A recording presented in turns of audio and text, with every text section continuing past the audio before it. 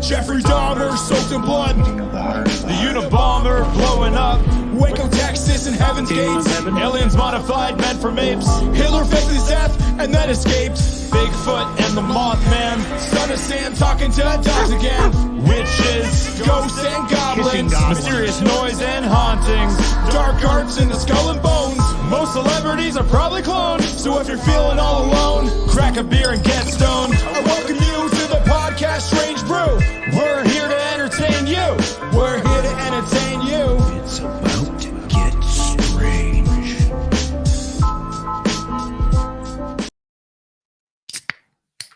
You're damn tootin', it's about to get strange.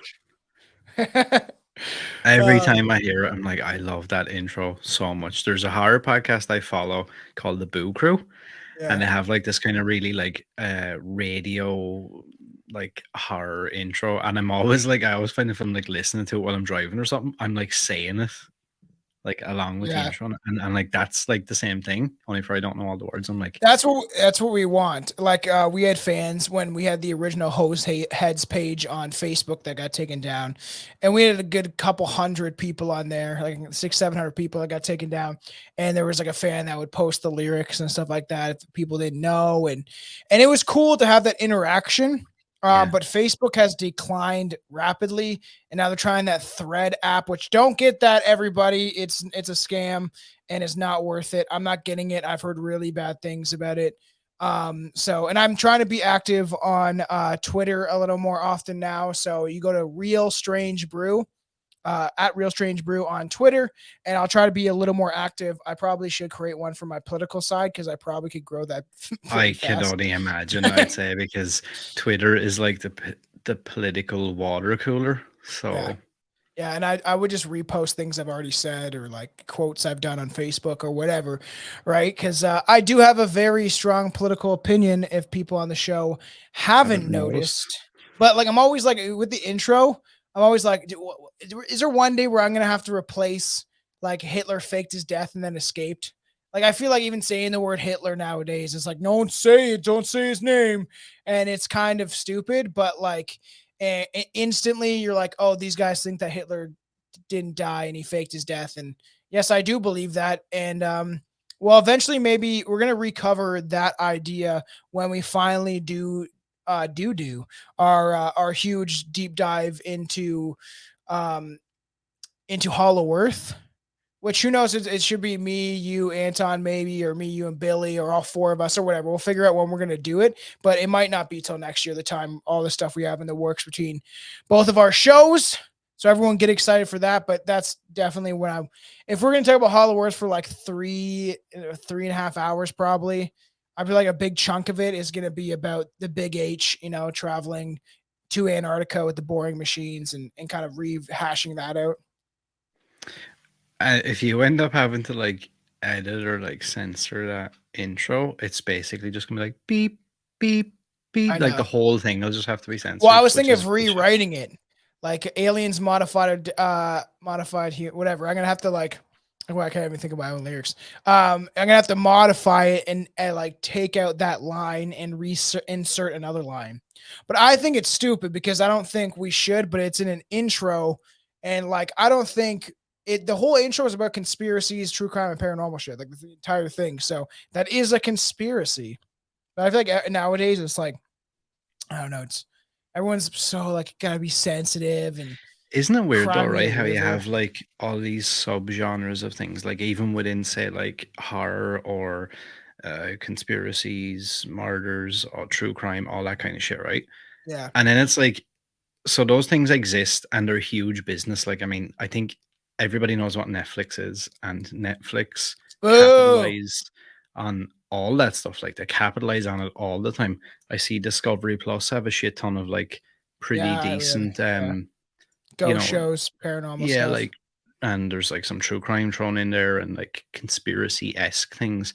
And I'm like, it's so weird that there's like this double standard of like, oh, well, you can talk about conspiracies and things if it fits with the narrative. Otherwise, 100%. you can't. 100%.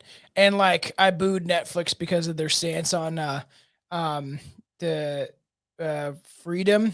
God, what can't I think of this, man? I'm going brain dead right now.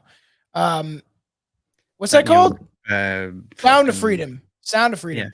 And how they're like, and there's been articles of people, like especially from Rolling Stones or all that stuff that is like, oh, this QAnon conspiracy, I'm like white supremacist, some sort of thing. Like, you know what I mean? Like, oh, and like that's so funny to me when even Netflix said I think something about it.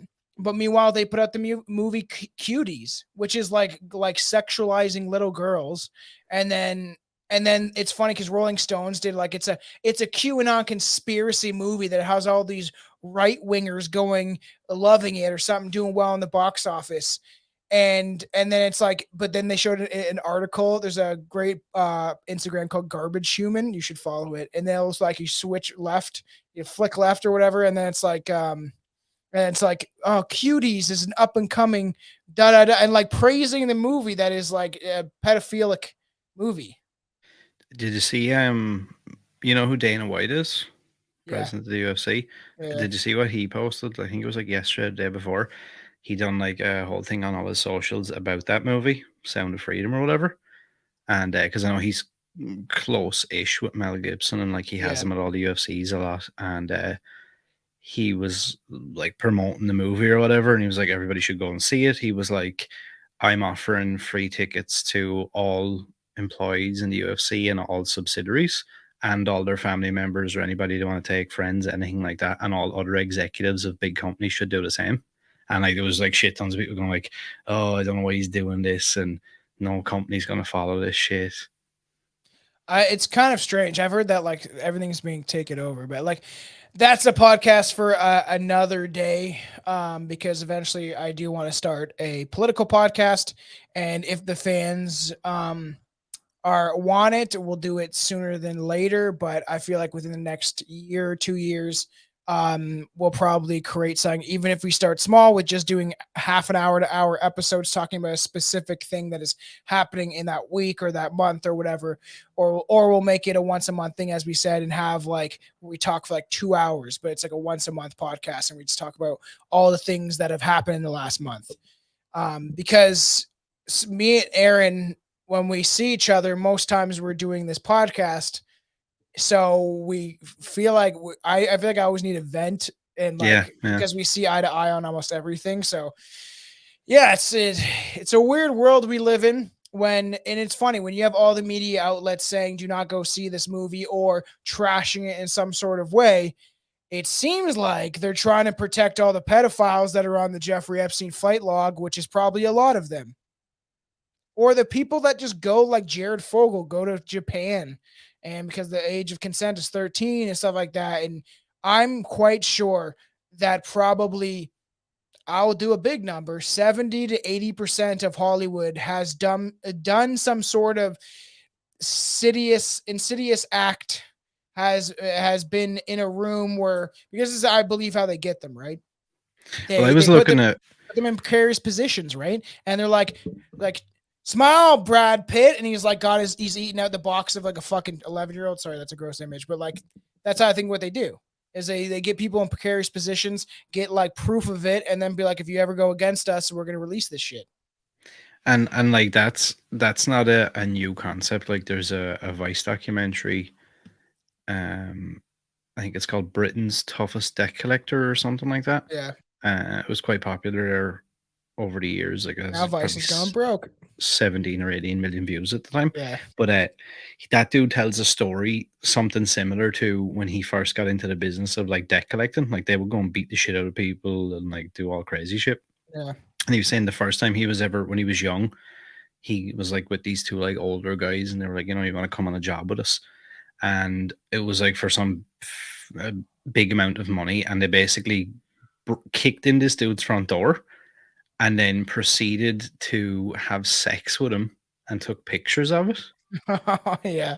And they were like, yeah, this is blackmail now. And we've basically told them, like, we'll send this to your boss, we'll send this to your kids, we'll send it everywhere. Like, and it's like the dude's like bumming him and like Facebooking him and shit. Like, and he said, like, he was just sitting there going, like, this is absolutely. And like they were saying, yeah, but there's people out there that don't respond to anything else other than like the nastiest of shit. Have you watched Black Mirror? Yeah. Have you seen that episode where with the pedophiles and you don't Yeah, know that they're yeah. pedophiles and they all get them to do like certain tasks and then it leads to essentially all of them being exposed?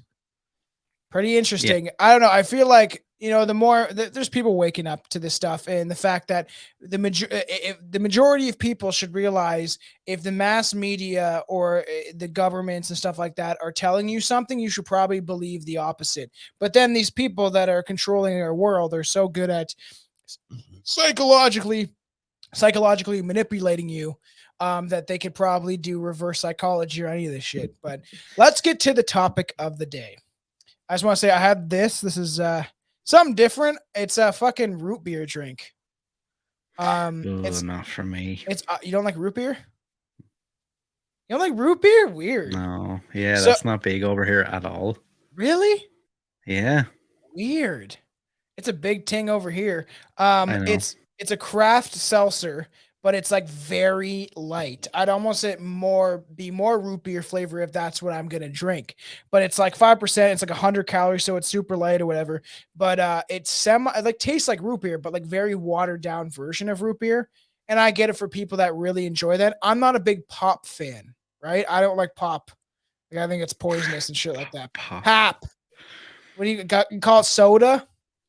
Um, no, actually, and here's something that's that you'll probably find funny, but like as kids, like if we went to like McDonald's or whatever, because like, and especially over McDonald's. here at the time, McDonald's was like something that was like, fucking however far away. Yeah. And like if you went somewhere like that, it was like, do you want a fizzy drink? That's what you guys call fizzy drinks? What would you if you went to the store and you're like, "Oh, I'm going to grab some pop." That's how I'd say it. What would you say to your friend? Well, it would be more specific. Like I'd be like, I'm gonna grab a can of Coke, or Oh, weird. yeah, I don't drink any of that shit. It's all poisonous, but I'm an alcoholic, so I drink poison all the time. I'm not actually an alcoholic, but some people might think so. But the thing is, like, I'm already poisoning myself with alcohol, so like, I try to stay away from pop. I eat fucking super healthy and all that stuff, just so I can enjoy the bad things, some fucking alcohol. Because I would, and they're I'm the doing. good bad things though. I know. I'm gonna do a sober September for the first time. I'm gonna go entire month without drinking alcohol, and I don't even know the last time I did that. I've done like 3 weeks. I did 3 weeks last Is year. that in prep for the wedding? Kind of. I'm trying to like lose a bunch of weight, but at the same time, it's just because I feel like I want to push myself. I want to test myself, Yeah, I got you. Jeez, you're really going hard on the Irish thing tonight. All right, so welcome back, everybody, to the podcast. Hey, pause that. Yeah, listen to this was coming. You know what it is? What? It's Strange Brew Podcast. I always love that ending. Podcast.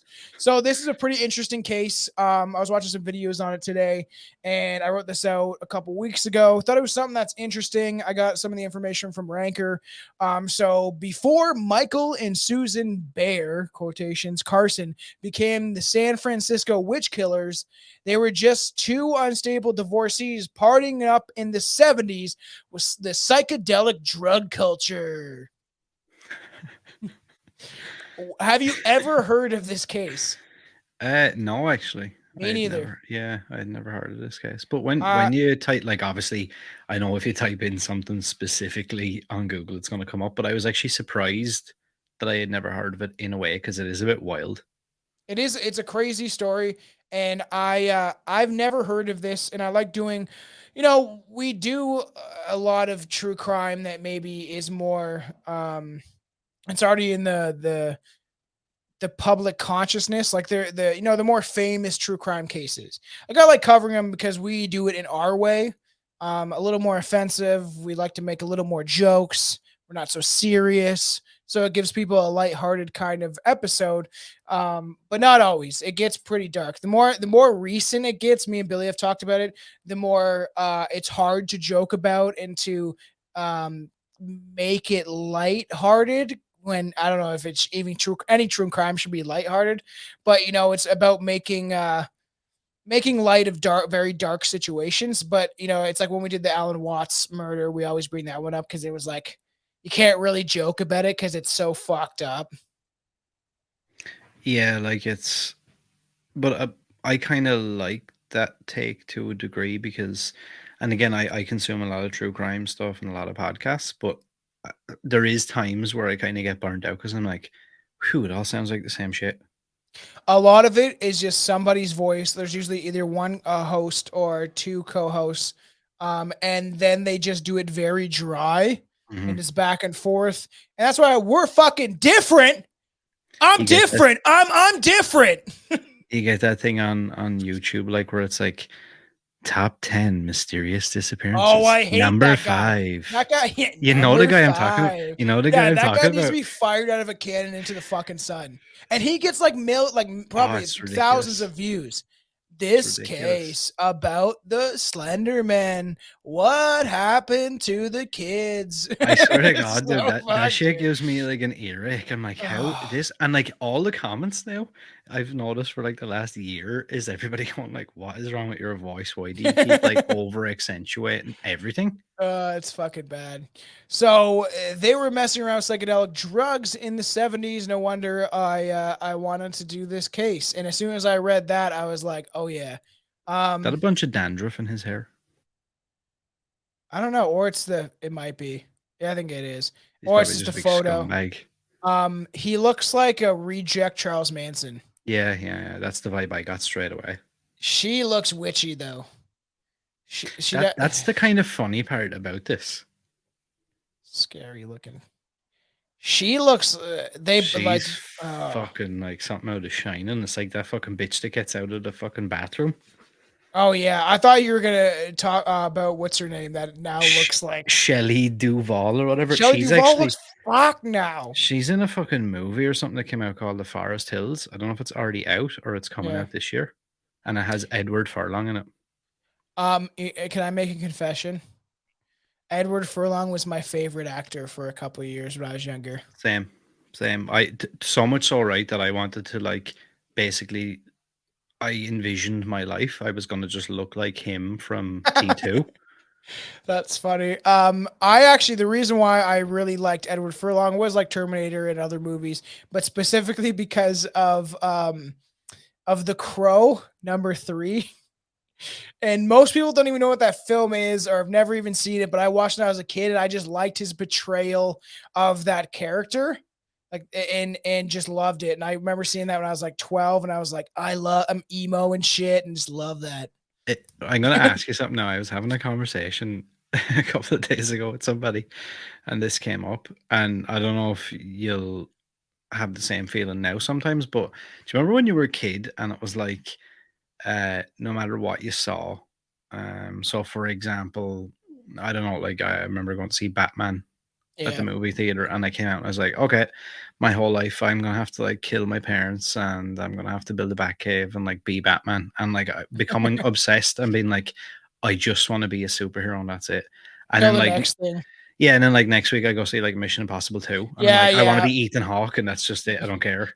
Yeah, when we saw 8 Mile and I've told the story, we dressed up for some fucking reason. It was my 10th birthday, so my mom brought us to see 8 Mile. And we all dressed up. My buddy was wearing a green wig. I don't know why we did this, like a big green afro wig. I don't know why. We thought it was funny and we're kids and mom let us do it. And people were staring at us real weird. Like they're like, what the fuck is wrong with these kids? But then forever after the movie, me and my buddy Austin were just fucking belting out the tunes and listening to it and pretending to be rappers. And then next week we're pretending to be fucking Legolas and fucking Aragorn. Yeah, it's weird, isn't it? Do you have any degree of that now as an adult? Yeah. Chelsea thinks I have OCD when it comes to my obsessions because I'll be obsessed with something for a while. Like I was obsessed with buying comic books and then I was obsessed with this and that. And like she can see it that I get like obsessed with things and looking into things or researching, even when we did Jeffrey Dahmer, it was like 2 weeks of just straight Jeffrey Dahmer stuff. You know what I mean? Like watching docs and watching the show and looking up stuff about him and even stuff like that. I can get like that for the show also, especially if we're building up something big. I'll be like super invested in stuff. I still do it. There's still movies too that get me like cranked like that where I'm like, it's weird. Like, and it's funny to hear you say it in that terms like OCD. I've had maybe a little bit more like derogatory terms. Like, I think you might be severely autistic. Yeah. Because like I've done that as well, like where I went on a Batman kick like maybe about 6 months ago. And I was like, I'm just gonna start buying loads of Batman stuff that I don't I actually was more care of about. OCD. I got diagnosed OCD, but like half the mental illnesses that they claim exist, I don't even think do. And that's just my opinion, everybody. I think that they just put a label on everything. When everyone had ADHD for fucking, but it Yeah, was that's just true. for like a couple years, and then they put everyone on Ritalin, which killed their sperm, and a bunch of fun stuff. But the thing is, too, is like they want to put you into a box so they can prescribe some pharmaceutical drug to you and keep you hooked for the rest of your life. And it's crazy. So to get back to this, I want to make one more point. This is why Canada, they're trying to regulate herbalistic medicines and natural medicines and anything that is like not GMO and all that stuff. And they're trying to regulate it so tightly that we won't be able to have access to even things like vitamins. So the only option will be big Weird, man. pharmaceutical drugs. Yeah, they're selling, and I keep saying this to people, they're selling out your health. They want you unhealthy so you can be a lifelong customer. And when you die, they don't care.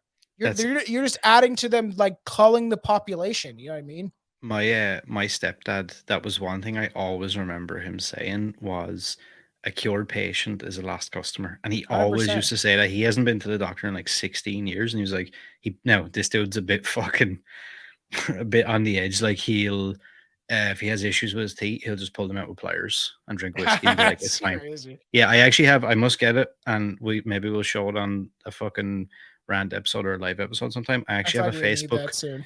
a Facebook live of him in like his little man cave thing, and he's like Yeah. drinking whiskey, and he's like, well, guess I gotta pull this tooth out because I'm not going to the dentist. I heard some shit how they're putting the mRNA stuff into fillers in certain places Jesus into your teeth. Christ. So they're trying to do it at every angle, right? But this is why you subscribe to the Patreon. This is why you do it, because we're gonna have a couple of rant episodes probably coming soon. I feel like we should slip those in to get some shit off our chest, but eventually it will like transform into like a political podcast. But rant episodes is a lot of fun. We have a bunch of them on the Patreon, even one with me and Billy that we were wanting to do for like years. So make sure to go check that out. So let's get back to the San Francisco witch killers. San Francisco at this time was like the hippie capital, right? Everyone was going there, a bunch of grungy ass, stinky hippies hanging around San Francisco. And now San Francisco is, I wouldn't want to live there. That place is fucked. I don't think very many people want to live there anymore, to be honest. No, and this is what happens when you put socialists in power. So keep doing it, and like people like certain commentaries, political commentaries, are always like, "Well, you voted it," and I'm like, I don't think voting necessarily matters, because Toronto just got Olivia Chow, and the communist Beijing government admitted to helping her win the election, and then she's like, "I wasn't aware of that." So are you sure? You You know sure about that? what I often wonder, like, will the world, and like some people probably go, oh my god, this is so fucking dumb. But like I always envision the more like this shit goes downhill, I envision the world kind of looking like Mega City 1 from fucking Judge Dredd. Yeah. Oh yeah. Where it's But just that like miserable, like if these giant like cell blocks basically that everyone has to live in, and they get like tokens for fucking, cans of beans and they're drip fitting us to the future, right? And we'll get on this on a rant episode, but you can see it's coming. They're like the 15-minute city thing is like people will sell their soul and their lives away for convenience. And I keep saying that because that's what it is. It's about because you can feel a little more convenient, so you can be lazy. And then you see like fucking 70% of Americans are fat and obese. big docile mongoloids. Yes, exactly. So when they met, they were Susan Barnes, and an unhappy mother of two teenage sons, and James Carson, a busboy pot dealer with a master's degree in Chinese studies, and father to one daughter. That his daughter, we'll talk about her later, but she still exists and is trying to advocate to not let them out of prison or reduce their sentence in any way. The guy, why would you get a fucking degree in Chinese studies? He's like, I like it. I'd love to know about what the hell is going on in that authoritarian country. It wasn't like that. It still was in the 70s, but not as bad as it is today with technology. But when I was reading that, I was like, that's weird. I was like, but he's a fucking dishwasher that sells pot. That's what a fucking 14-year-old does, okay? It's like back and be like, hey, you guys need any weed? And it's like he's so good. Like dishwashers are usually like, I've worked a lot of dishwashers. Most of them are just stoner kids. Like when I worked in restaurants, I used to get my buddy. We called him Shady because he was like a little Slim Shady. I used to get him just fucking stoned. When it was like past the 9 o'clock and we started putting on the late night menu, I would just get him ripped. And I'm like, go do your dishes, bro, and enjoy it. And he's fucking happy, spraying away his dishes, spraying away all those feelings.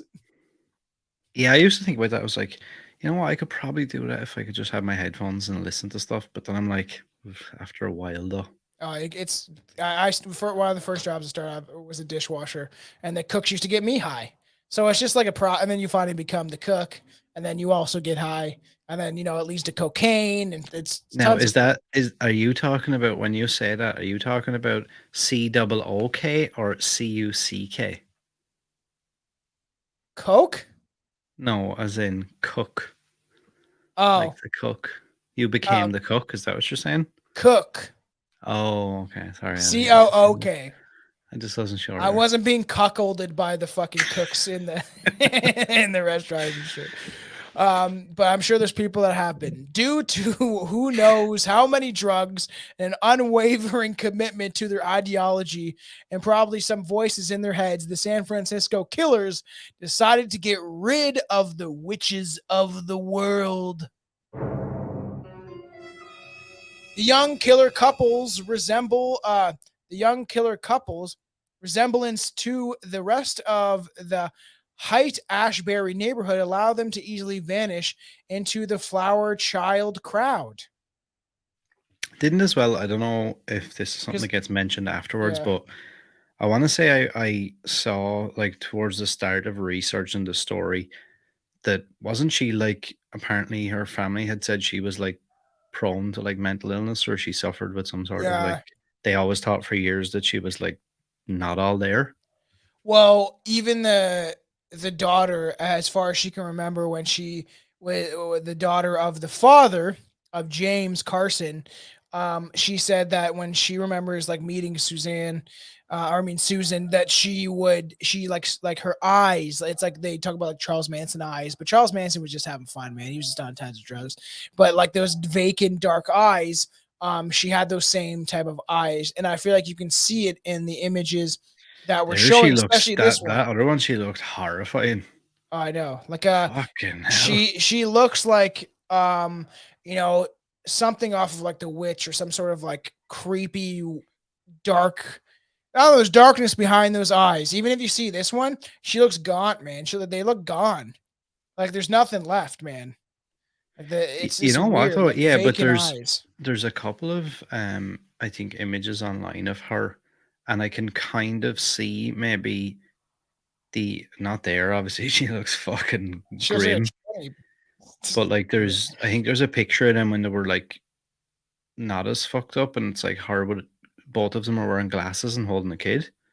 And like she looks like pretty, she looks pretty all right looking. Like I kind of see the allure maybe of being like she's decent looking, she's psychotic. It's like this like sexy cool thing. Yeah, I feel like a lot of men get drawn into that. I feel like we've talked about that before as well, like that thing. Yeah. And this is why you subscribe to the Patreon. But yeah, I've heard Haight-Ashbury, as far as I read about it like that, was like this is where all the hippies went to, and it was all about. And this is like, I probably if reincarnation exists and I was here before, I probably existed in some way in that hippie movement. And like I've joked about, died in Woodstock, took too many drugs, but like. It is interesting because I've made this point before is those fucking same hippies end up being businessmen and lawyers, and like they like sold their soul. Like they're like, oh, free love. Let's spread all our STDs around and have sex with each other. And then supposed to be the height of the free love movement, which allowed people to be more gender fluid and all that retarded shit, and then like branch that out of where it is today, and kind of how it progressed in that way, because it was all about who cares if who you have sex with. It don't matter. Everyone, it's just about love, which is no, it's about desire. You know, and I'm going to eventually do a video, but this proves my point and stuff like that, especially on the left. It does seem like they glamorize, glorify, celebrate, and I'm not religious, the seven deadly sins. If you think about it, pride, kind of weird. You know, it's just like there's still a lot of weird stuff going on. And that's one of my religious buddies, and I'll never be religious, but Chelsea's afraid I'm going that direction. But like, I'll always have my beliefs about spirituality, and always have. It's questioning things and stuff like that, whatever.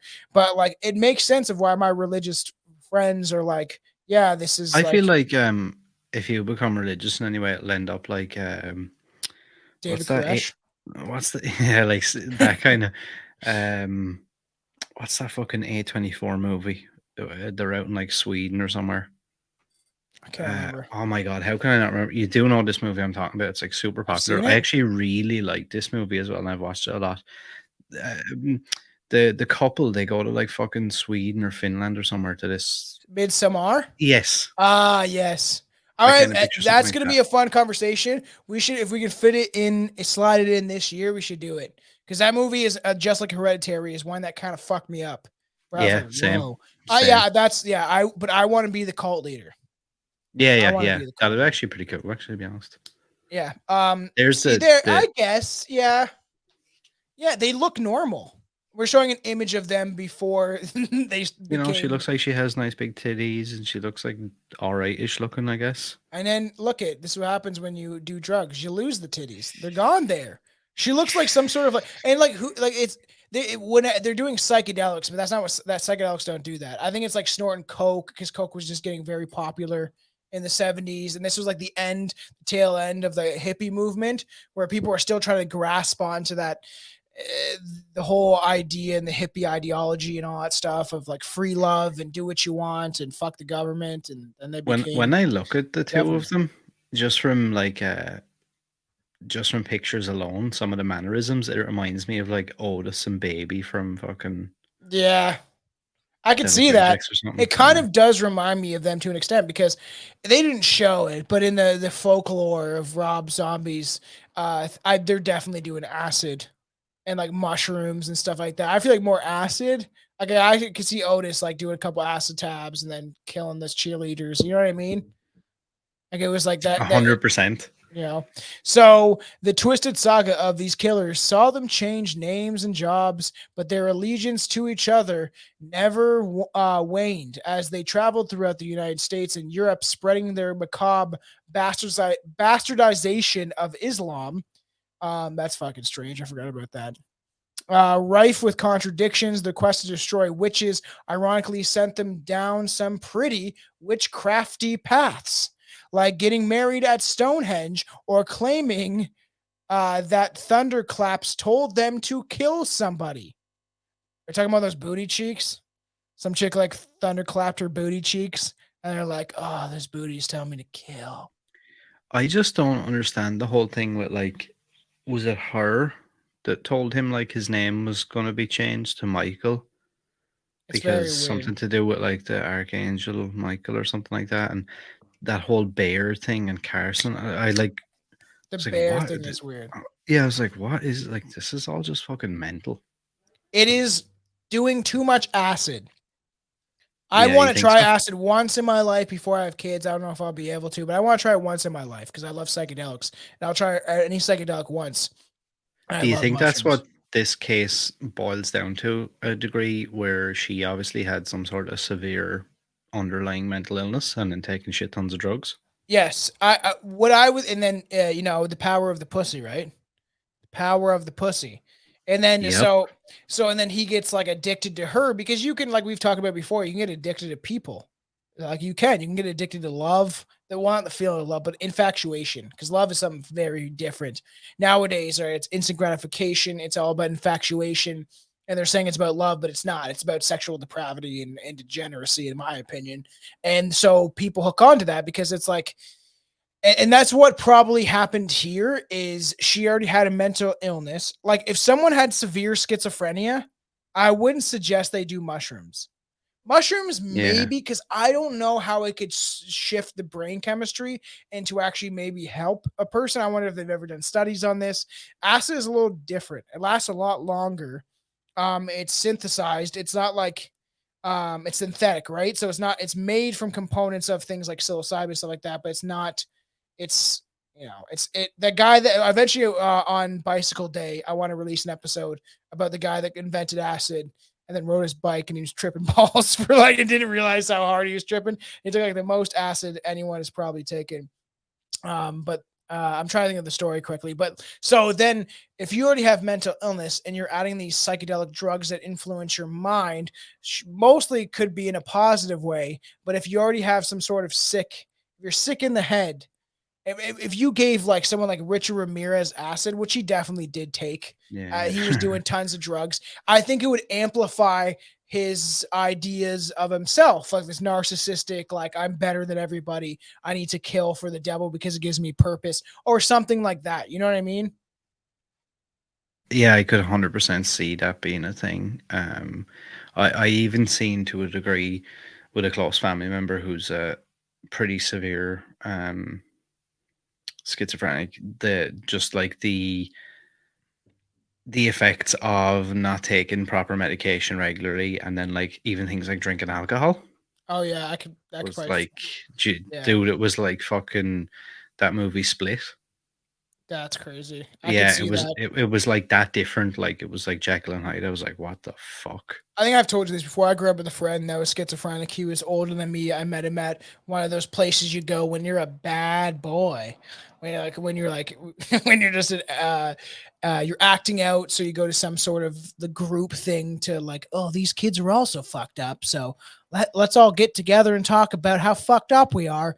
And he's the one that showed me how to use the Ouija board and how to make one and all that stuff like that. So kudos to him for making me cursed throughout my teenage years, most likely. And he would walk by churches and hear like screaming. He thought that a ghost was strangling him at night, like fucking scary shit, dude. And you know what, right? Or Like, peering into the beyond the curtain. Yeah. yeah, well, this is like, so like people might hear you say that and go like, ridiculous, whatever. But I've seen Yeah. firsthand when somebody's in that mental state, some of those delusions, like there is like that's their reality. Like for example, to I guess break it into a way less like crazy or scary version. A lot of times it manifests itself in things like having like say something in your throat or something like that, and then getting this like fascination with like constantly having to be like and that can Weird. go on for like 5 to 10 years. Like my uncle had that and went to like every doctor, every specialist, and they were like, you don't have an issue with like your throat or anything, and he still does that to this day. That's weird. See, that's what I'm like. Mushrooms is something other than acid. I don't know if mushrooms could actually help.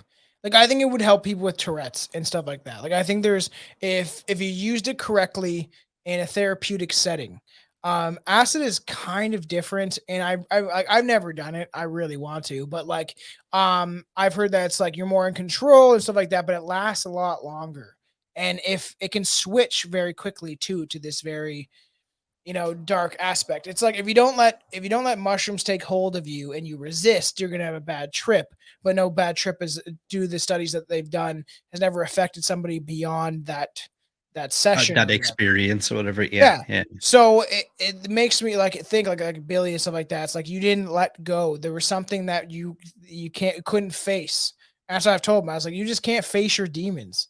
So that's why it's you resist. If you resist it, you can't face it, kind of thing, right? Like, so if she had some sort of mental illness and was doing these drugs, and then it fed into her sickness in her head and her delusions, I'm sure that it could make her believe a lot of crazy stuff. Yeah, and I suppose if she's like in that mind frame, then, and like you said, like when you mentioned Ramirez, like that thing of Mm. I guess if you're taking these kind of drugs, it's like pushing your narrative or whatever in your head, and you're going like, yeah, Yeah. no, I am right, and this is the way we need to do it, and this person is a witch, or we need to kill these people or whatever. Yeah. And then if he's so addicted, because I heard that several times. I watched a couple of different videos and I listened to two different podcasts about these, and Yeah. they always mention his fascination with her and how like obsessed he was with her. Yep. Power of the Which, pussy. yeah, which means then that like if she's that way inclined, then she can probably get him to do and go along with whatever. Yep. And it makes kind of sense. He just like a lot of the images, it looks like she's doing the talking. Look at how he's staring at her there. Just Yeah, looking he's at just like like he's there. infatuated. And even like like every image, it's like she's talking and he's like, look at his eyes, he's gone. And I have a belief that things can take hold of you.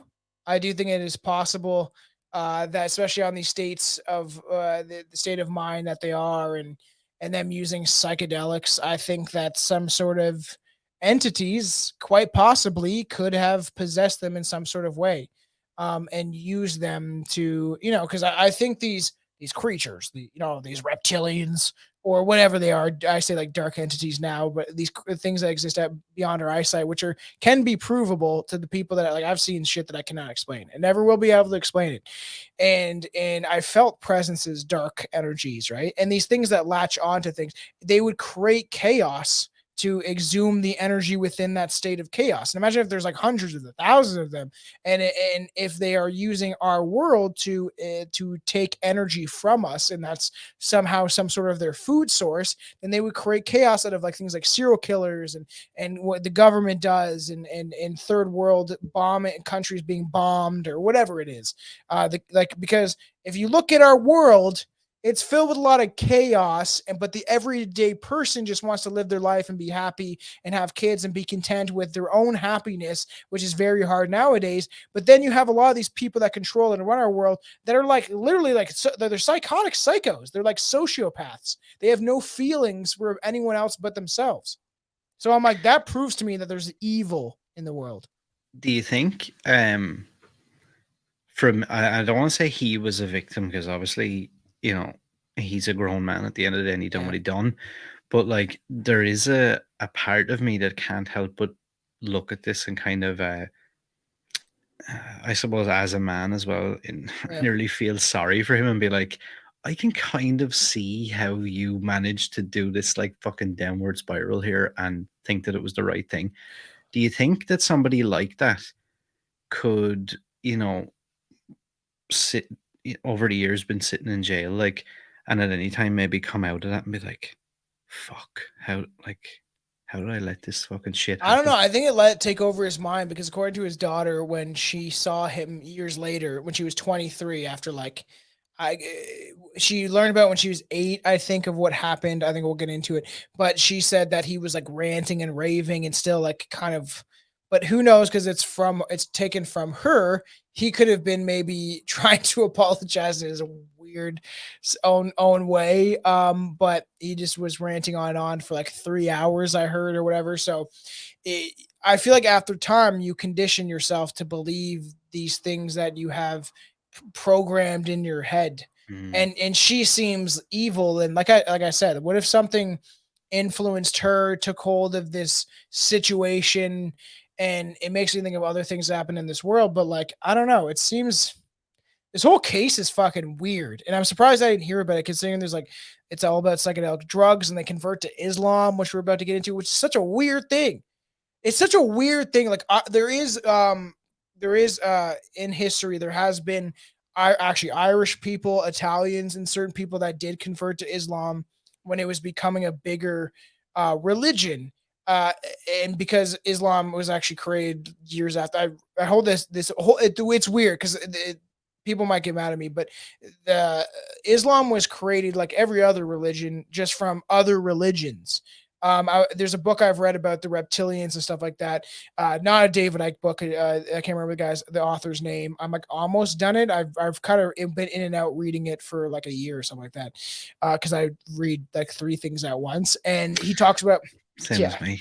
So, and he talks about how Islam was created, like the Prophet Muhammad created Islam, and Allah was an ancient god from some other religion, and then he just chose one, and then you like every religion is like this. This is why I question religions. For And some like reason, though, that one is the one that seems to get people like lynch mobbed if they say anything about. I know, and like I am a big fan of Vinny Paz, one of my favorite rappers, and he's Islamic, and he's an Italian white dude, and so a lot of those rappers, right, especially like more like less like the black rappers and stuff like that, were like hanging on to that like Malcolm X kind of when he went to Mecca and stuff like that, and that's a topic for another day because we'll talk about tons of different stuff on this podcast, but it is weird because people like latch on to that belief and then they can't see through the fog, and because people contradict themselves and are hypocrites about everything they do, Yeah, everything they yeah. say. So it is crazy. So cool they got married at Stonehenge. I'll give that. That's fucking kind of cool. If I was on mushrooms, I want to get married in Stonehenge, just like hanging out. And eventually that will come. I want to cover it. Now I've done Easter Island. I wouldn't mind talking about Stonehenge because it's interesting. Tons of people have covered it, but we'll do it in our own spin, but I think it'd be interesting to talk about. And so while eventually convicted of 3 murders, but it could be more, Michael and Suzan, sorry, likely committed more killings during their travels. It's like all these serial killers, like when Jeffrey Dahmer went to Germany, I think when we're talking about that, when he went to serve in the army, you don't know what he was doing there. So you know what I mean? Because me and Billy just did the Boston Strangler, and he claimed to have sex with 2,000 women when he was in the military. You're not actually wrong when you keep saying Suzanne and then correcting yourself to Susan. Right. Well, I don't know, but apparently that was like a big thing with her. I don't know what her fucking thing with name changes is, but she was adamant that people say that her name was Suzanne, and I think people tried to explain at the to beginning her. it says Susan, like Susan, and then down the article, once they change their names, it says Suzanne, like Suzzan. Yeah, and apparently, like that's obviously not the way to pronounce that, but she was adamant that that's how she. Because it's like Suzanne is Suzanne. Yeah, I think I don't know who, like, but people used to say that to her, like the name that's actually Susan. My name is Suzanne. And again, like it's just one of those weird things that I was like, what, like, where did, like, what? She scares me a little bit. So yeah, both like remain. One of those chicks that chop your dick off. Yeah, both remain. Well, I want to talk about that one day. Lorena Bobbitt. Both remain incarcerated and still voice no remorse for their crimes. According to Michael's daughter, Jen, Susan, tipped her already mental ill father over the edge. Michael turned violent and in the final year of his marriage to Jennifer's mother, but it was not until he met Suzanne, that he became a killer. I don't know what I'm going to go with out of respect to her. Just kidding. I'm just going to call her Susan. Once he became her accomplice, she renamed him Michael. After the archangel who fought the devil in the Christian Bible. Susan was almost 10 years older than Michael, and by all accounts, she was the puppet master and the weak-minded student of her deranged ideologies. And it is kind of fascinating considering if you think about that and older women being able to manipulate, it's usually a man. Statistically speaking, of when this stuff does happen, it's usually a man. But I feel like they have it in them. Like when we eventually, I really want to eventually, but it's going to be a lot of research. I want to make sure we do this correctly. Is I want to talk about Charles Manson, and I've always wanted to do a whole. I find him fascinating and have since I was like 12, and the idea that like the Manson family, it was orchestrated by him to an extent. But I feel like I don't know. There's something about like some of the people, maybe not Sadie Atkinson, but some of the other people like Patty and some of the other Manson girls. I'm like, I think you had this in you, and you just needed to be like pushed a little. Yeah. Like Linda Kasabian. I think that that doesn't actually get covered that much, I don't think. And there was something, yeah, you kind of alluded to most of this. But like even this, I made a point of marking this down as like a note to like stick on a bit. Like with her, Susan created a DIY religion that she called Islam, but this was just an elaborate collage of justifications for future crimes. Yeah, I was just kind of fascinated by like that whole like converting to Islam, but not really, and just kind of making her own Yeah. like version of things, and then like yeah, homosexuality, abortion, witchcraft was all stuff that she like justified for like death, but Yeah. then drug use, murder, theft, anarchy, driving without a license, Yeah. basically breaking any like actual common law. She was like, "Oh no, all good. That's all good in our religion."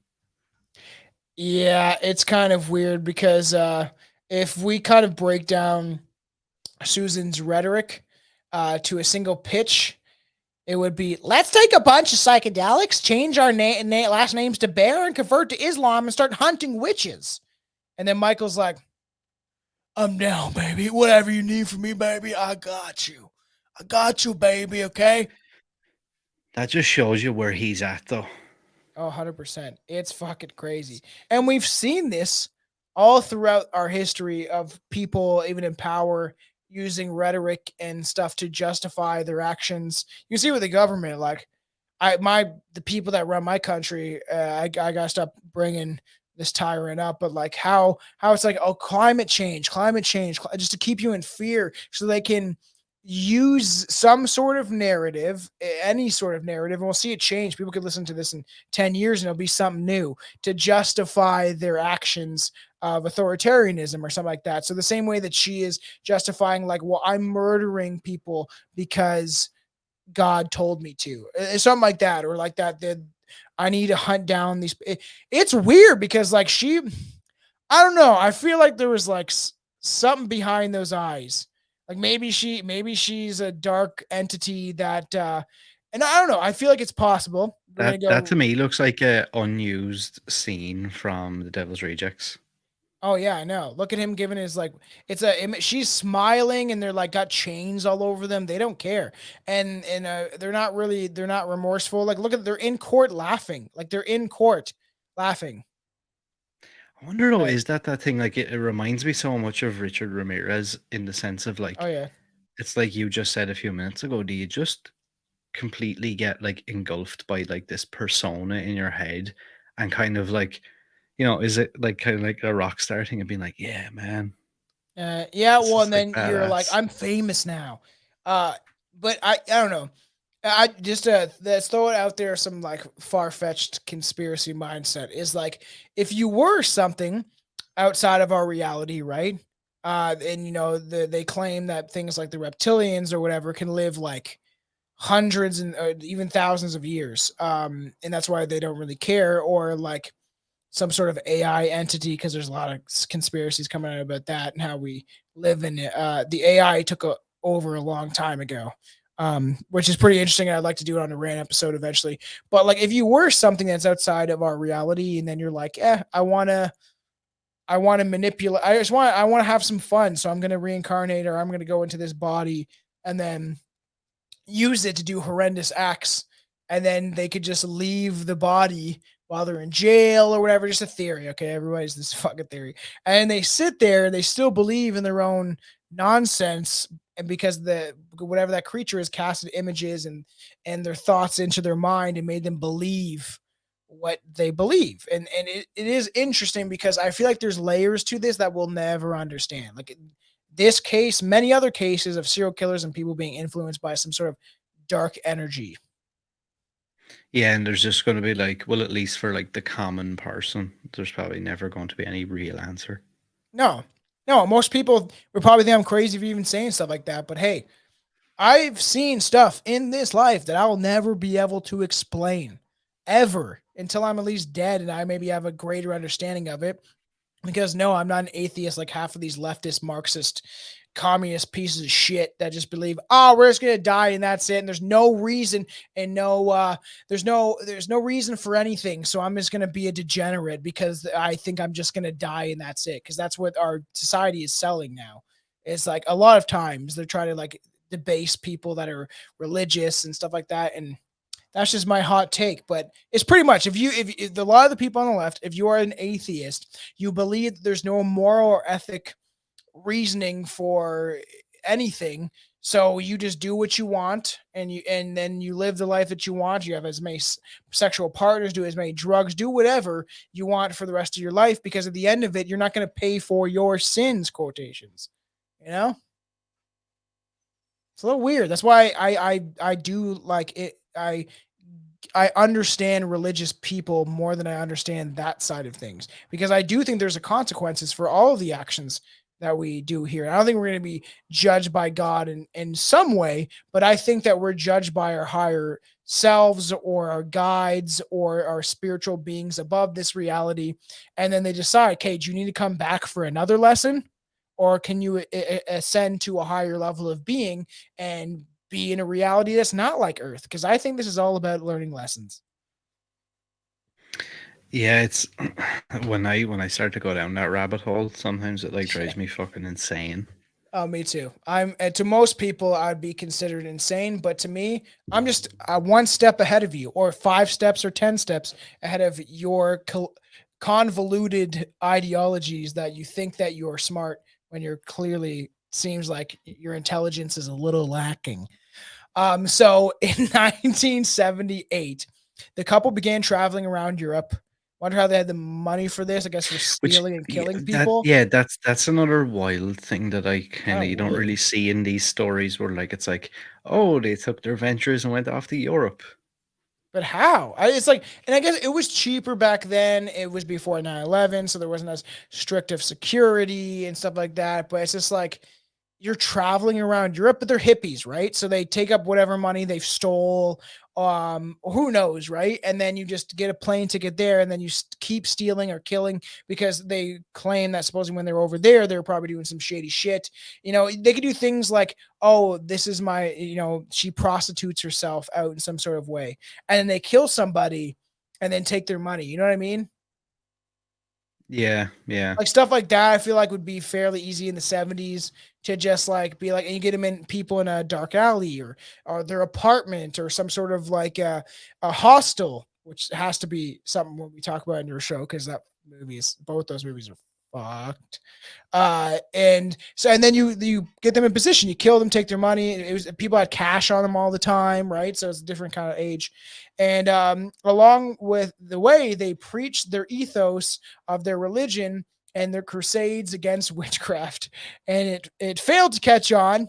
They apparently lack the Charles Manson charisma and charm, because that guy had charm.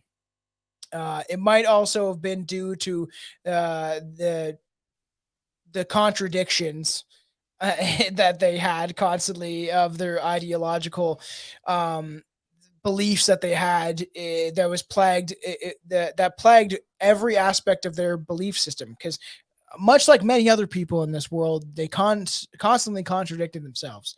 So they'd be saying this, and then they're like, well, what do you do for a job? I steal and kill for a living. It's like, oh, so you're just as bad as these Yeah, it doesn't make witches. any sense. So, and it's weird. In expected oxymoronic fashion, the two were wed at Stonehenge beneath the light of the moon. What's more witchy than a moonlight wedding at the site of a pagan worship? You know what I mean? It's fucking weird that they even like it's cool. Let's go to fucking Stonehenge. And they probably found acid some way, and they're just like tripping balls. And they think that somebody is marrying them, but it's like in their head. Some sort of like demonic being being like, I wed thee.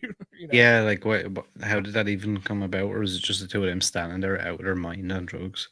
Yeah. And they just think they're married, and they're like, someone's like, oh, where's your marriage certificate?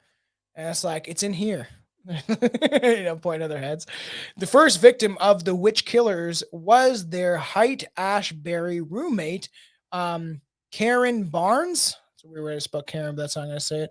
A 23-year-old aspiring actress. According to Suzan, while hitchhiking in a rainstorm, she received clear orders to return home and end the life of her roommate. So there's driving, and then she's like, huh?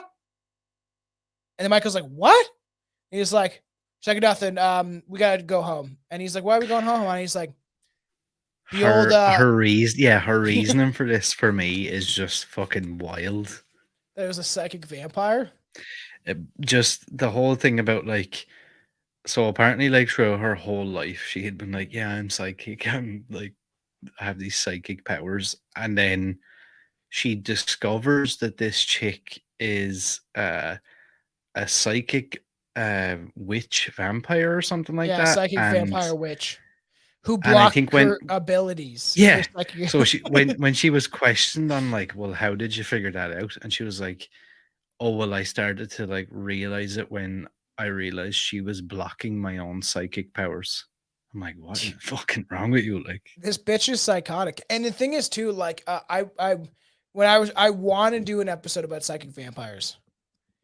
I think it would be interesting considering what's going on in the world today and how easy people are to manipulate. And you've seen that vampire show, right? Oh, I can't think of it. What We Do in the Shadows.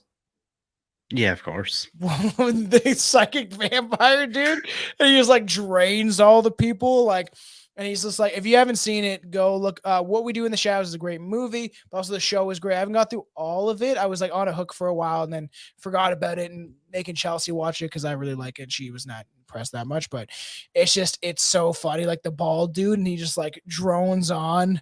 It's like a nerdy looking dude. He like, and it sucks all the energy out of you. And I feel like there's, and we've talked about this before, where there's definitely people that are like that, like Jimmy Oh, Savile. 100%. You know what I mean? Or people that in your own life that just exhume your energy, and they like, you feel drained after you talk to them. You're like, you're fucking depressing, man. There's a dude on our national broadcaster here in RTE called Joe Duffy, and he has Yeah. like the Joe Duffy fucking radio show or something.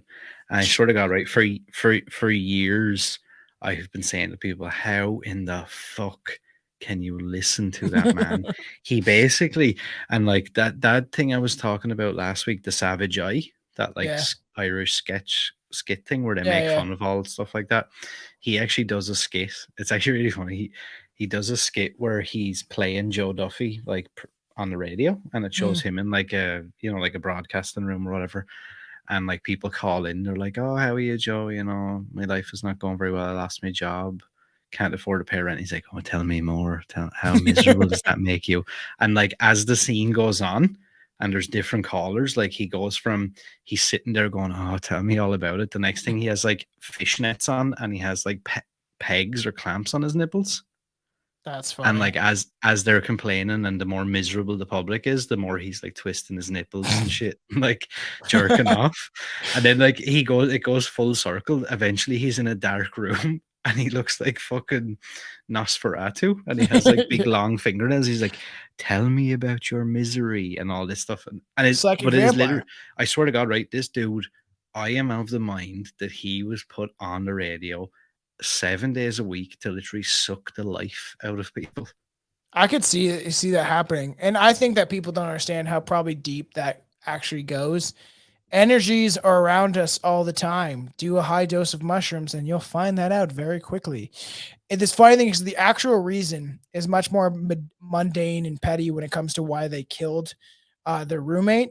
Suzan and Michael grew upset with Barnes after she declined to enter a polyamorous relationship with the couple, because that's all the hippies were about. It's like, let's have a relationship of free love. And then the most, like, this happened probably many times during the hippie era, where a guy got jealous and killed somebody. Or if you look at movies like X, where she wants to have sex in the porno, and then the guy is like crying in the shower, and like, that would have been me at one point. yeah. Well, it's just like, and there was an article recently about like a guy that let his girlfriend have sex with this like BBC, like big black cock, like porn star. And then he's like, oh, we're happier than ever. And he's speaking on a podcast, and the one black guy is like on the podcast. Adam 22. And he's like, what the Adam fuck, 22, man? yeah. So he has the No Jumper podcast, and his wife's name is called she's Lena or Lena the Plug or something like that. Whore. Yeah, she does That's her name. OnlyFans and shit.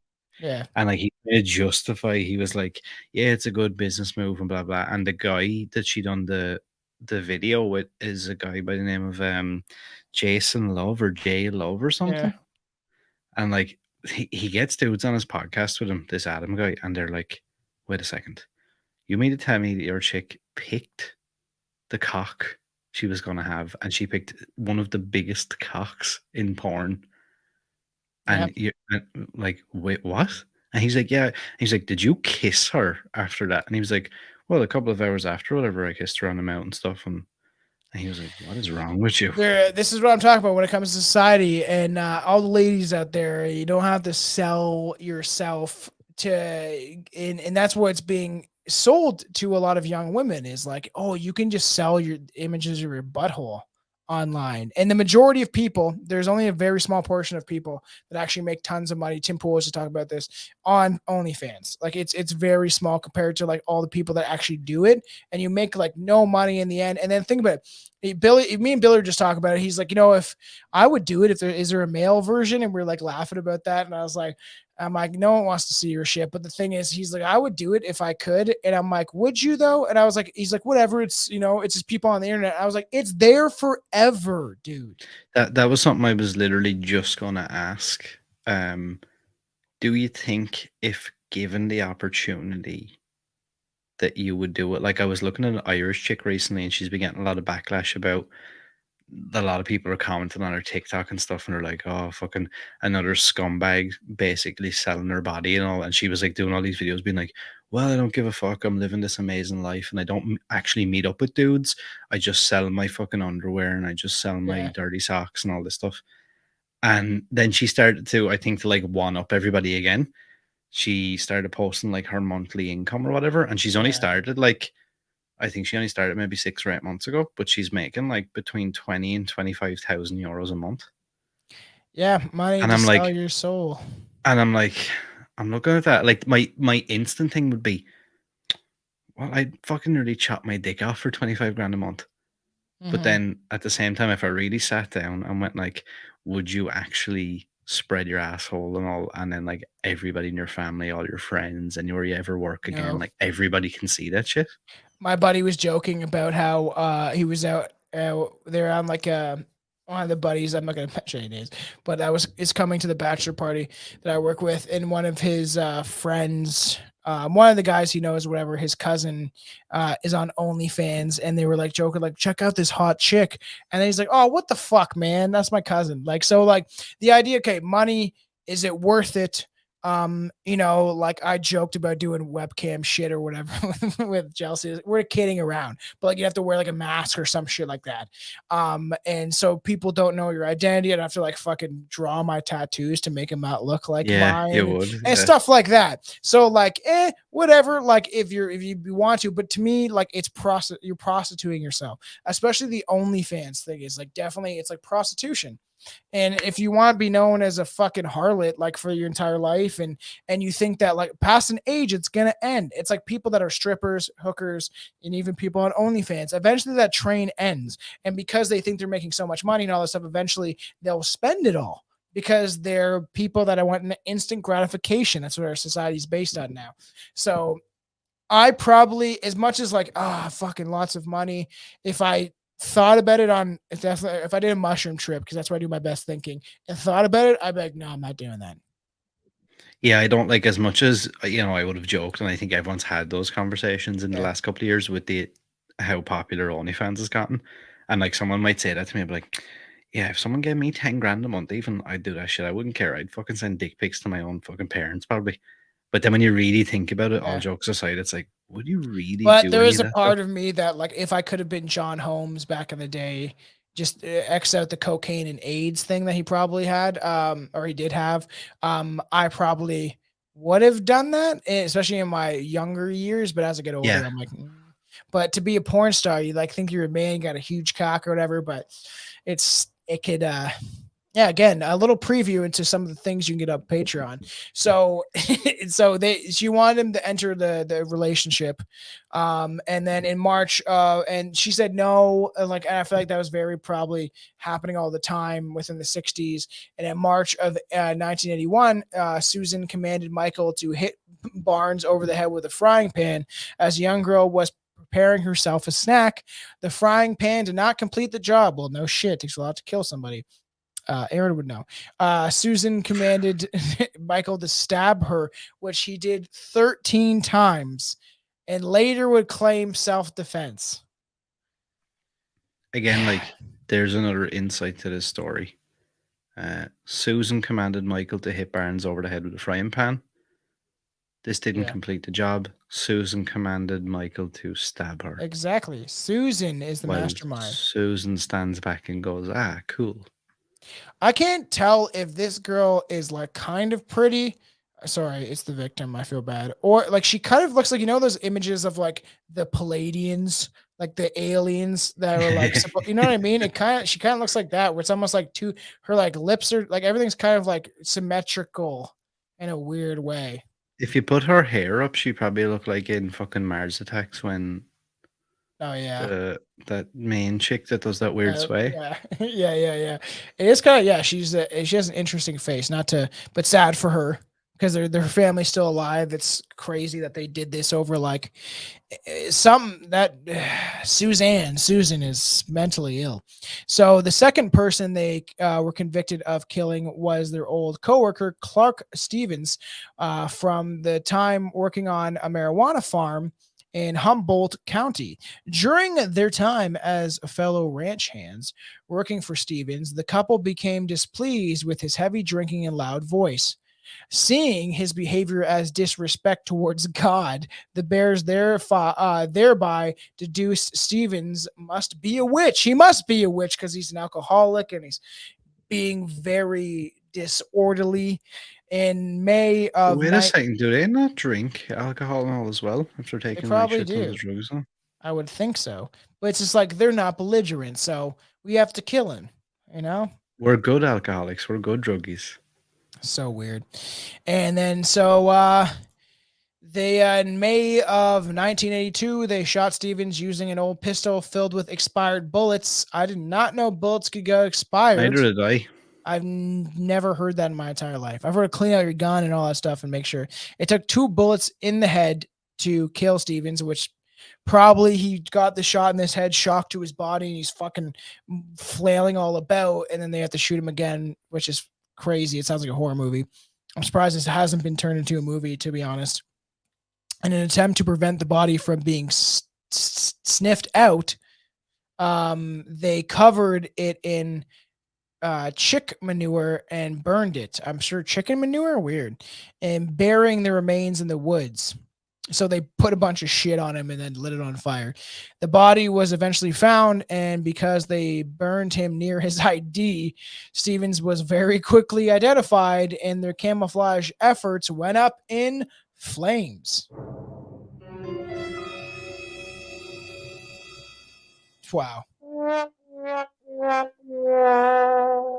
Didn't work out very well. Why wouldn't you take his ID? And that was being able to identify him. I wonder if this is him, because I think it's like, I think this might be him. It is. Okay, it's so 80s, eh? I know, right? Yeah. Crazy. Yeah, it's weird that they were like, okay, so we need to like cover him in like chicken shit and like burn him and stuff because we don't want anyone to like figure it out. But let's put his ID right beside him. Yeah, I know. It's just like, yeah, I guess when you're on acid and stuff like that, and thinking everyone is out to get you, but God's got your back. Don't worry, God's got your back. You know, that's that thing you were talking about, that like contradictory like bullshit that they're just like making it up as they go along. Yeah, it's fucking strange. So in January 1983, John Helyar, a friendly man in a pickup truck, took in 2 hitchhikers headed to Santa Rosa. He could not have known they were serial killers, as they looked harmless, as like there's a stoner couple, like it look, and I'm sure that's what they look like. Hey man, how's it going? Can you just take us down the road a little bit? And it's like nice, and it's like it's another hippies, like and this is why people probably picked up a lot of hitchhikers back in the day, and then when serial killers really started to blossom in the 70s and 80s, I'm sure that people got more and more wary of doing something like this, because you don't know who you're picking up. You don't know their past. You don't know what they're thinking. You don't know if they're mentally ill or on drugs, because like you pick up some guy, he looks all nice. It's a young kid and he's on bath salts and they eat your face. You know what I mean? Yeah, like I'm just, and it's unfortunate maybe in one sense that the world, like my granddad was in the Irish Army for a long time, and it's like Yeah. in the Midlands in Ireland, so it's probably like maybe a 2.5 hour drive from where we live. Yeah. And at the time, when he first started, like he was like super young. They had 2 kids. They had just gotten married. He went to the army, and they're like in their early 20s. They had no car or anything. So when he used to come back on the weekends, he was like, I always used to just hitchhike. That was just like the thing, and like people would pick you up because they saw that you were in uniform. Yeah, oh, yeah, that makes And he was sense. like, but he was like, it's wild now, like to think that like, who said I was even in the army? No, 100%. But then you also don't know.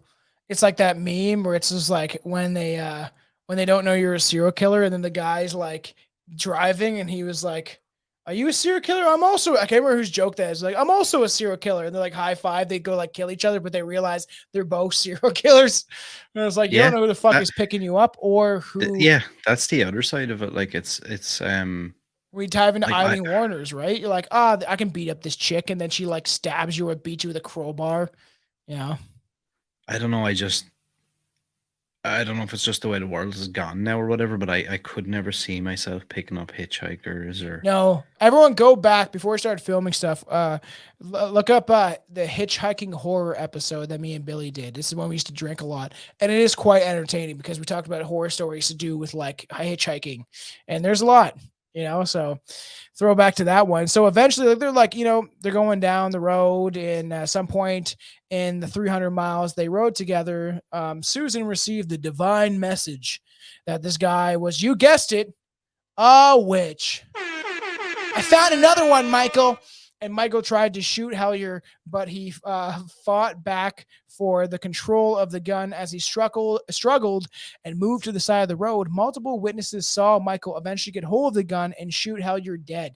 And the thing is, it's pretty crazy because, like a lot, I guess they got enough into town, like they got close enough into town where there was tons of witnesses to see this happen.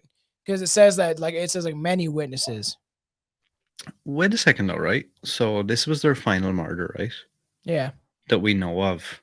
So she hasn't actually murdered anybody at this point, has she? No. But that's what we don't know about what happened overseas. But mostly it's her manipulating him to do the murders. And I feel like whatever is possessing her, but I feel like she was maybe smart enough to understand that, well, if I ever get caught, it's going to blame it on him. Yeah, but and didn't they both get a 75-year sentence? So how was she not able to like weasel her way out? I'm not saying of getting sentenced to something, but I'm actually kind of shocked that she wasn't able to get out on like some bullshit technicality and be like, well, he murdered everybody. I know, like Paul Bernardo, like Carla Homolka with Paul Bernardo and stuff like that. Like I'm surprised. It's like, but she sounded like she never. From what I've gathered, is they reveled in it. Like they didn't care. Like they never admitted to their guilt, and she never, because she could have been like, he beat me up and forced me to do this. She never did that, as far as I researched. Yeah, that's true. And you would feel like that's like the easy cop out would be easy, well, but she didn't. Look, he murdered all of them, and he used to beat the shit out of me and like abuse me. Well, and the police received a call from a nearby fruit stand. So no, never mind. But like the fact that like somebody was close enough. I don't know if a fruit stand has a telephone. It's isn't that weird? Like back in the fucking 80s as well. I know. So the police began a high-speed chase after the bears, not real bears, who had stole Hellier's truck, and the truck swerved into a ditch, and the bears finally landed in police custody for good. And you know what? This is I should not be in front of you today. Drugs and alcohol have ruined my life. Yes, it ruined their lives for sure. which is pretty crazy because, like, of course, these motherfuckers are on acid, probably. Like, they probably are consistently on drugs. Like, even if you see the images of them when they're in jail, they seem gone, especially like him. Like, it seems like Yeah, he's there's just like nothing behind completely. those eyes. I feel like, because if you do enough acid, especially who knows who was making the acid or any of the psychedelic drugs they were using, because if they're doing, like, maybe they were doing mescaline, because they doesn't necessarily say what they took. They could have been taking anything, because mescaline can fuck you up, man, and like burn holes in your stomach and shit like that. Cage the rapper, which I have like 2 of the tattoos of his like group or whatever. He talked about a story when he was on the tour bus about like doing mescaline and how it burned a hole in his stomach and shit like that. And and then I said with Anton that I was, because you can see supposedly there's this like there's some sort of mescaline like fairy or some shit, not like a gay fairy, but like some sort of like, he's a entity that people see when you're on mescaline. And I was making fun of him, and he's like, don't you make fun of him, he's gonna come visit you in your fucking dreams or some shit. And that sounds like an intense drug, but I would try it once. I would try any psychedelic once, but like, you don't know what they're doing. Like, and if it's the acid was tainted, and after doing so much of it, if you see somebody that has fried their brain with acid, done a shitload of it, it's like they're gone. Like, there's nothing there. His eyes look vacant he looks and worse. scary. Yeah, it's scary. He just looks like, and I think that's probably a combination of the drugs and then like whatever power she had over him, that he just like completely submitted to be like some kind of fucking, I don't know, just like a slave in a way. Yeah, look, he's just like straight faced in this photo, and she's like smiling at him in the police station. Do you know what it looks like to me? If you were to break it into its simplest form, it's like a fucking ventriloquist on a dummy. Yeah, it's Because crazy. she kind of seems to be like the one that like has her hand up his ass, and she's like, I'll be doing the talking, and you'll just kind of go along. And this is from a news article. Suzan Carson and her husband, Michael Bear Carson, await trial in San Francisco on charges of killing a man they met hitchhiking. The couple told police Wednesday they had killed 2 other people, so they like were openly admitting it and they didn't need to. And a new warrant was being prepared Thursday. The pair called themselves the Vegetarian Molsum Warriors Who Had to Kill. The hell is a Molsum? Is that did they misspell? They misspelled Muslim. Wow. Yeah. It's funny because when I typed that into Google, the first thing that came up. So that's funny. That is like and this is a paper from what, the 80s, the Muslim warriors who had to kill. Muslim. Oh, sorry. That So goddamn Muslim. when you translate Muslim directly from Arabic, it's translated as Muslim, which is an Arabic male. It gives the name of the given name meaning pure, clear, immaculate, clean, taintless, straight, or absolute. Strange. Makes sense, I guess. And this is like why I say to, because I have most of my buddies that are religious are Christian. I have a buddy that is one of the more obscure religions, you could say.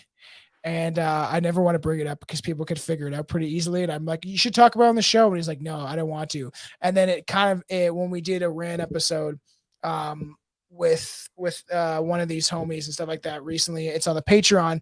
You could hear it got slipped in the episode by accident, just in the background. And it's just weird for people to be like, I don't want to talk about my religion, but at the same time, respect, I guess, people. But like, I'm always like, you think your religion's right, he thinks his religion's right, they think their religion's right, and it's just like, I don't think there's anyone right in this. I think that religion has been used in a way to divide and conquer and manipulate people to the same extent of other things have. So, and I think it's good to have a belief in something and have ethics and morals, and most of all these religions are kind of the same. It's just like the way they're created, that the fundamental beliefs in most of them are all primarily the same. Except for you go to Buddhism is slightly different, which I wouldn't mind doing an episode on that because Buddhism sounds fun. But like, they're all the fucking same, man. Like most of the religions, they hold the same morals and ethics. mostly. Yeah, yeah. And then it gets muddied and stuff like that, right? So and to me, it's all based on the Sumerian texts.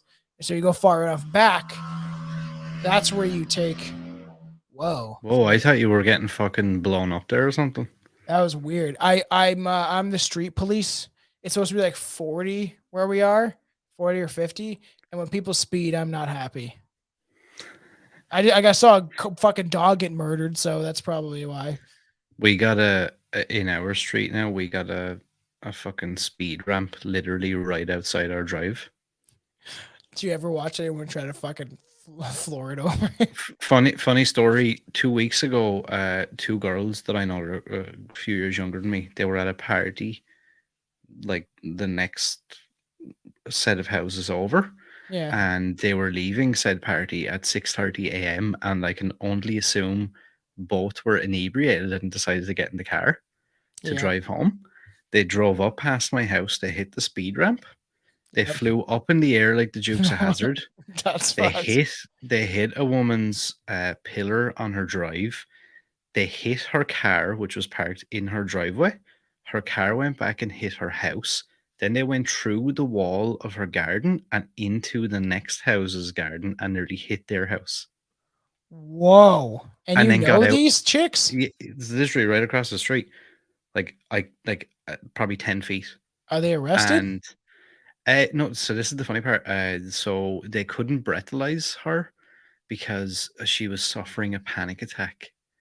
So she had to be rushed to hospital. And by the time the ambulance came and got her to the hospital, it was more than 3 hours over the time. So they took bloods to get her like Yeah. alcohol blood level or whatever. But they told the woman across the street that if she tries to take him to court, that'll be all inadmissible in court because it went over whatever the time limit is for getting the bloods. Wow. Yeah. That sounds like Ireland. It's like it's okay.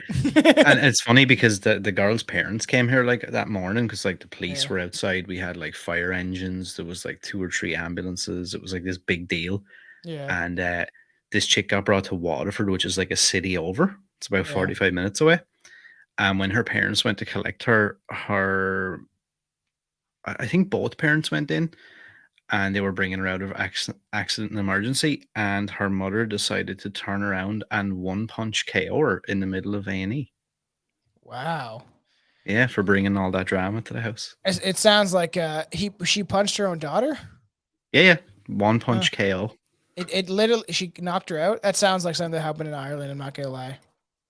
It Because, sounds right, like stereotypical Ireland. that's why we should have horse and car here still. Yeah, that's true.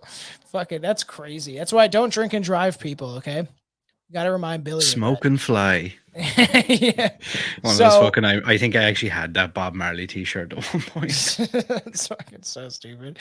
So, did you know former President Reagan and Tonight Show host Johnny Carson were witches? Suzanne and Michael Bear thought so. Near Clark Stevens' shallow grave, the Bears accidentally left their fantasy kill list of the top witches. And this is why it's fucking like they're writing this out like on acid. Be like, yo, we gotta kill these people. They're witches. Ronald Reagan, I know people praise him, but they forget about the real shady shit he did. Just because he said that the government is bad doesn't mean that he's not bad. There's a lot of Reaganists and people that like I've seen people like praising him on like apps and stuff like TikTok or whatever. People like sharing videos of him. I'm like, he was an actor. Much like fucking Zelensky and all these other people, like Trudeau, that's a drama teacher. There was a drama teacher, and then got ended his career pretty short because he fucking had sex with a child, a 15-year-old. So like, it's kind of funny when people praise these people because it's been like whatever 30, 40 years or whatever it is, and then they like. Reagan was not a good dude. Just because he said that the government was bad and that if the government is saying they're coming to help you, that's the last thing you want or whatever his quote is. It's kind of people are hypocritical and they forget that who these people are in a lot of terms, right? And it's like he was a witch. He was a reptilian. Same with Johnny Carson. I guarantee he was some sort of fucking entity because I think that whatever these beings and these entities are that exist outside of our eyesight, that I at least believe in. You don't have to believe this. No one has to believe this, but I do. I think that they insert themselves in certain positions in the world to create chaos. and to like condition and brainwash you with propaganda and tons of stuff. Fun stuff. It works. Yep. And Suzan and Michael Bear thought so. So they left their kill list and they thought they were witches. And in their televised confession, the couple once again brought up Reagan, ranting about how he was perhaps not just an agent of the devil, but the devil himself. I will see for look up, everybody go follow strangebrew.podcast on Instagram. That's where I do a lot of my posting, and we're trying to build up the Instagram after we lost our original account. I'll see if I can find the television interview with them, because I was looking up stuff, and we're going to play a clip to end this on, but it's not the television interview one, which I would be interested. Yeah, I would be interested to see that. When they finally were arrested in January of 1983, the couple announced they would willingly confess if they could do so in front of a television press, like religious leaders would do so. Well, I guess would do. For 6 hours, they fielded questions with smiles on their face, never once expressed remorse, and that's why I'm sure we have some of these images, like this one.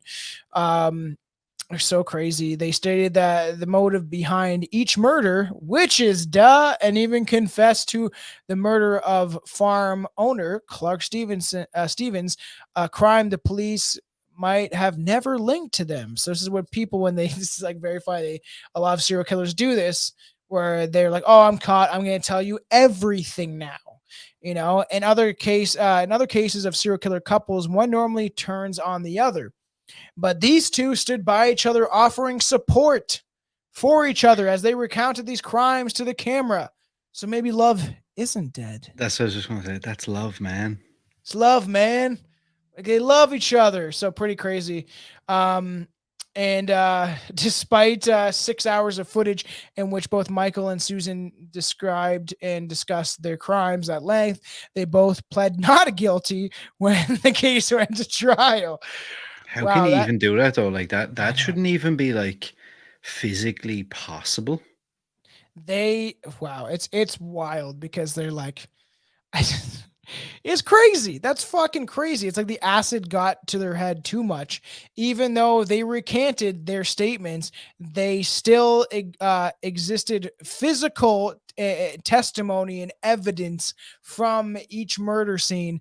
Suzanne's name written in her own hand on Karen Barnes's photos, their kill list in their own hand. Actually, eyewitnesses identified they had this kill list in their hand. Furthermore, Michael wrote an op-ed letter, and famous journalist Herb Keenan or whatever, about no one cared that he got rid of San Francisco's most dangerous witch, though the Charmed sisters wouldn't reside in San Francisco until the following decade. Charmed Sister sounds kind of familiar. So he's like, he's off the rails. He's crazy. He's claiming he killed someone in the future. I don't understand, but that's fucking weird. And in a prediction literally anyone could make, the Bears were convicted of all three murders. After the guilty verdict was announced, Suzan screamed, "What is my crime? To be beautiful? To be an artist?" You're not beautiful anymore. You look crazy. You look like Shelley Duvall's ugly sister, and she's ugly enough. So nuts. In the following years, the witch killers have never shown remorse for their crimes. They also keep mum when asked, so they keep quiet. You like saying that stuff in Ireland. Keep mum. Mum's the wood.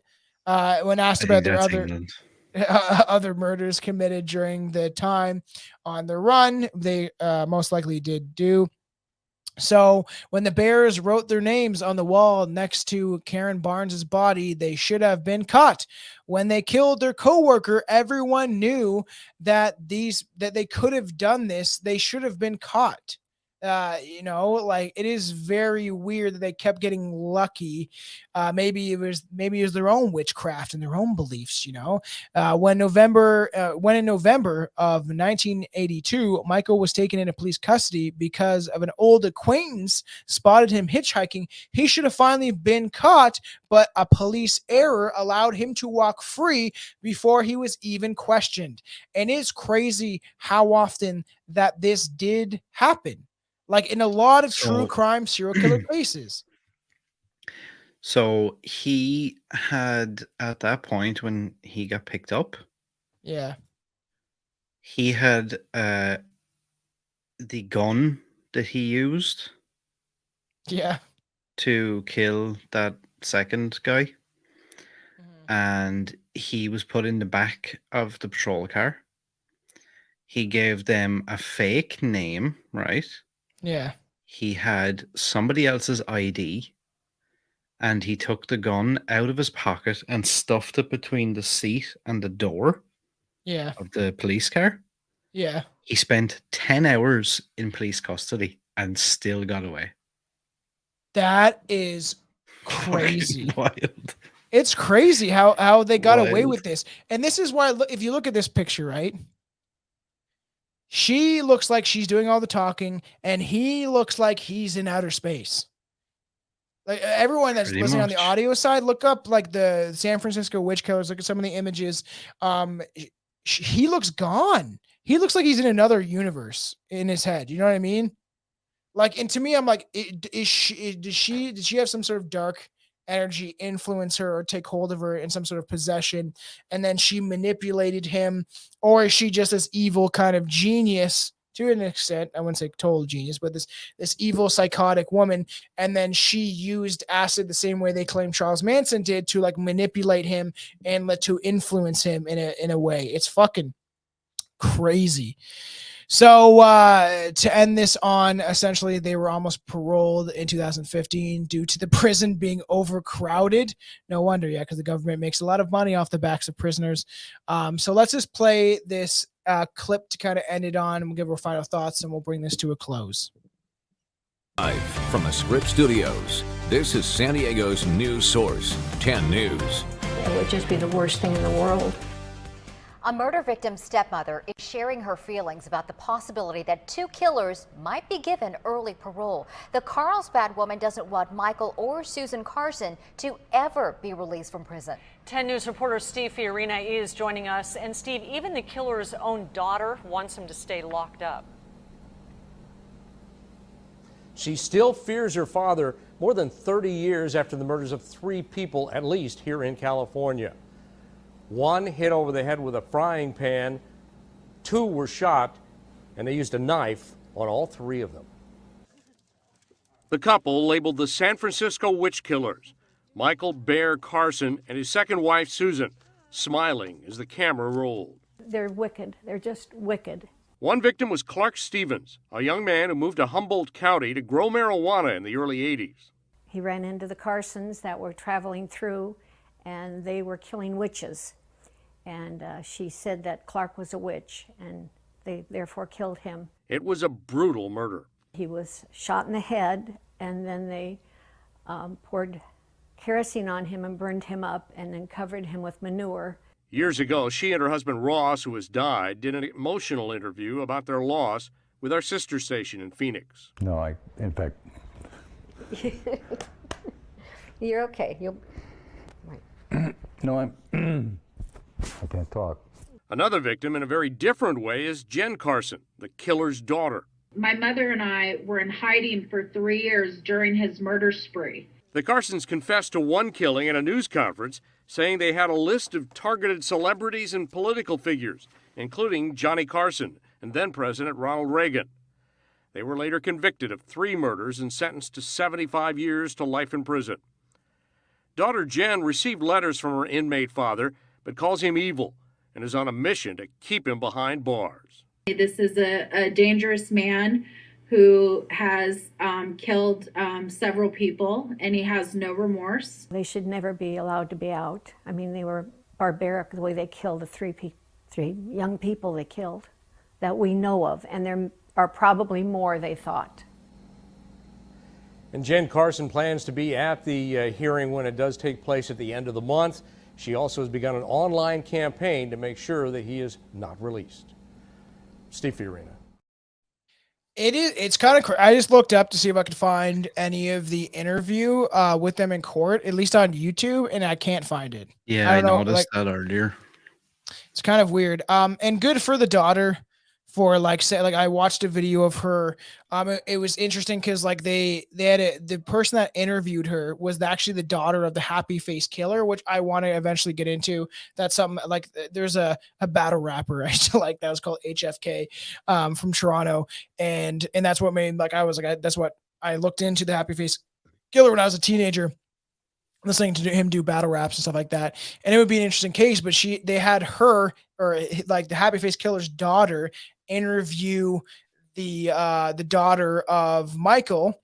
And pretty interesting because it's so rare that she said that you would more likely be struck by lightning than have a parent that's a serial killer. Yeah, that doesn't. I did actually find it weird watching that news thing that they had that correspondent dude in a fucking kitchen. That was really weird. And then he picked up the frying pan. I don't know why. It's kind of cringy as fuck. And it is funny because we call him Michael, but his name is James, but he changed his name. But did he do it legally, or was it like they just calling it? It's so weird. This whole case was weird. We went way longer than I thought we were going to. That's what happens on Strange Brew. We go off, and that's why I enjoy doing this, is we can kind of be very open about anything and everything that we talk about when it comes to these cases. And I think that that's what makes us kind of unique and different. And I do really enjoy doing true crime with you. It's always fun doing true crime, but me and you have this cool, I don't know, this different way of picking apart kind of and analyzing why this stuff happens. I had a lot of fun on this, and it was something that I didn't know about this case, never even heard about this case ever. Same. Never. No idea about it. So it's pretty interesting to dive in something that I've never heard of, because we're eventually going to start getting into some of the more infamous and famous true crime cases and serial killers. Like I would like to eventually do like John Benet Ramsey, but I feel like that's like maybe a next year Christmas thing or stuff like that. Right. But I'm always going to try to sneak in some true crime that most people maybe have never heard of. So, This is definitely one of those. I'm actually kind of shocked that it hasn't gotten more. And even on YouTube and stuff, there's not a massive amount about it, even, which I'm kind of shocked by.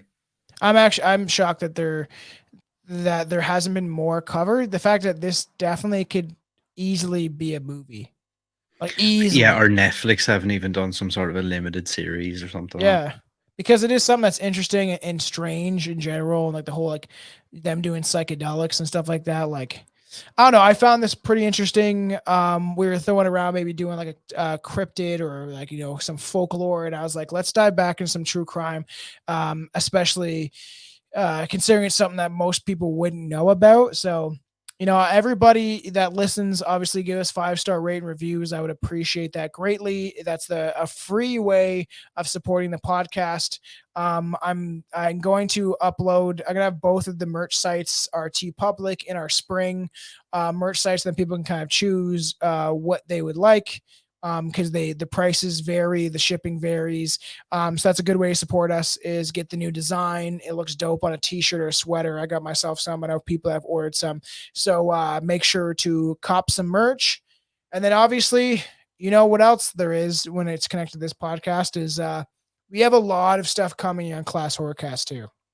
Like some really fun stuff. We posted some stuff on Instagram. I'll probably actually post that on Twitter and everywhere else at some point as well, of our hopeful summer lineup. Yeah, the summer lineup seems like a lot of fun. There's some fun stuff coming. And this is why it's fun that we have these podcasts that are connected, because we can do more of the the fiction and talk about like horror movies and stuff that's not necessarily real but could be in some ways. And then you have like where we talk about over here, we have so many different aspects which end up connecting, because we're going to do eventually we have talks to do stuff like the movie Antlers, which is about the Wendigo, which also connects back to this show. I want to eventually, like, me and Juan did the Wendigo, but it would be kind of fun to go back to it for a live special or something like that. So there's a lot of stuff in the works. Keep an ear out. The best way to find out about what's coming is definitely to check out the Instagram, strangebrew.podcast. Everyone go follow that. I'll really appreciate that. Also follow the Twitter because I'll start doing more on there. It's Real Strange Brew. So that shitty podcast from Britain that's called The Strange Brew, when they do prog rock, they took it first. So fuck them. I don't know who the fuck listens to prog rock. You fucking losers. It's funny because they tag our when people do posts, they tag our Facebook page a lot of times. Because we're Strange Brew podcast, they're The Strange Brew. That's it. Because obviously based on that's the song. Yeah, based it off the movie. But it's kind of funny because that's like, fuck you guys. They're getting older. They won't be around much longer. Those guys are like fucking in their 60s doing the podcast or some shit. So fuck prog rock. It's a bit rude. It is very rude, but you don't take my name that you had first. I've said this at the beginning of the podcast that there's one other show that was like, they do fairly well. But it's like, it's because it's based off that song by Cream or whatever the fuck a band is called. Strange Brew. You know that song. You don't know it? It's a psychedelic song. It's a song I think in the late 60s. And the people would listen to it while they do acid and stuff. So it kind of ties in with this episode, yeah. Yeah. All right. Everybody love everybody. If you don't, whatever, I don't care. Air's doing his Spock fingers. Bye-bye.